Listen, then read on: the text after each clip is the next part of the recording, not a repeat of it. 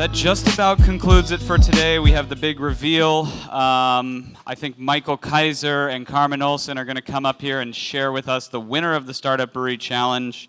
And then we're going to go finally enjoy beers and not have to talk about the business so much. Come on up here, guys. Grab a mic. I think one of these four will work. We have an orange and a red. How about that? An orange and a red. Yeah. So we have the orange one and the red one going here. 8 and orange. So we saw a lot of great brands in the challenge this year. I mean, I thought there were some really awesome companies, much better. I don't want to say much better than years past. I mean, we've seen some good brands previously, but I think overall the bar has sort of been raised. What were your big takeaways from the challenge this year? I think that is the big takeaway, is that, and I don't think it's just the competition. I think it's people realizing that if they're going to go to market with a brewery, they've got to really be ready. And there's so many more examples out there now of people who've done certain parts of their business very well that you can kind of aggregate the best practices. Right. Yeah, I 100% agree. That was the biggest takeaway for me as well. I was sort of giving you a hard time earlier because there were 9 contestants, and that's a lot. Like, it's hard to distinguish between all of them. And I was so impressed by the polish on all of the pitches. Like, they were really well dialed, and it was clear that everyone had given a lot of thought to the presentation, but most importantly, their brand and their brewery. So a couple years ago, I actually was involved in the deliberation process and got to listen in. I can't do that anymore. I can't even make it out of this room barely. So what the heck happened when you guys were deliberating? I mean, what were you guys discussing? What did the brands do well? What could they work on?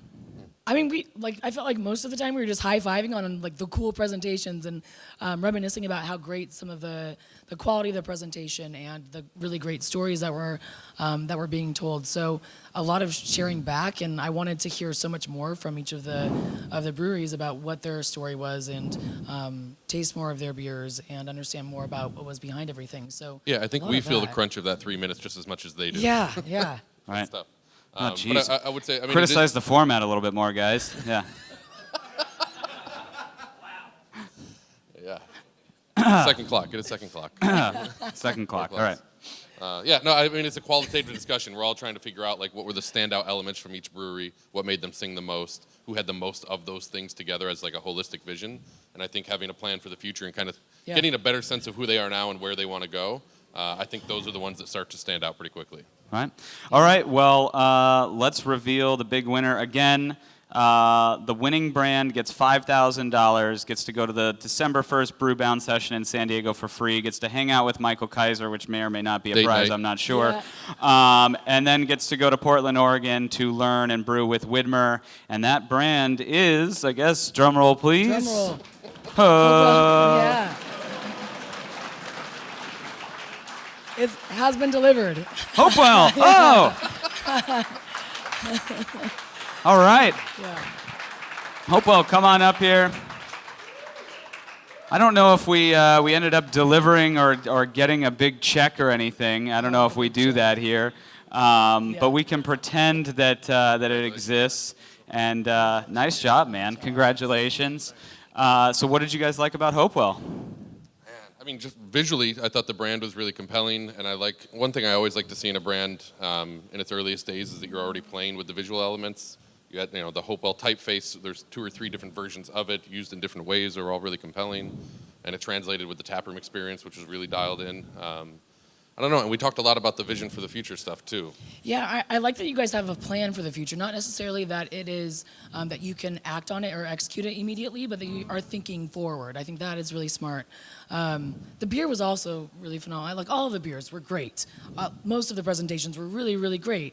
Yours just stood out as something that has a lot of potential for the future, and we were really excited about it. So I think the uniqueness of everything that you put together. I mean, we talked about the color scheme as like an indicator of something unusual. It stood out. And just knowing that even in Chicago, which is my home market, knowing how unusual your concept actually is, was really refreshing, and it kind of felt like it could be picked up and put into a new urban environment and be just as refreshing there as well. So there was something we talk about hyper-local being so important to a startup these days.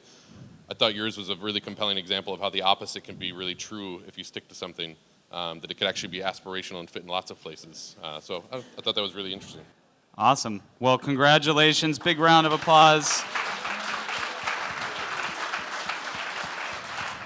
Well, that just about does it. I will say for all the Startup Brewery Challenge participants, one of the things we're really trying to work on coming out of this conference is building a community for you guys. So there's access to CBA, there's access to us, there's access to a guy like Michael. It's an open book. I mean, reach out. The phone lines are open. And please use them as a resource. It's not the end. I mean, talk to them, get feedback, and let's go have a beer. Thank you to everyone for coming. Thank you to the Brewbound staff, all of our wonderful sponsors. Let's go enjoy the evening.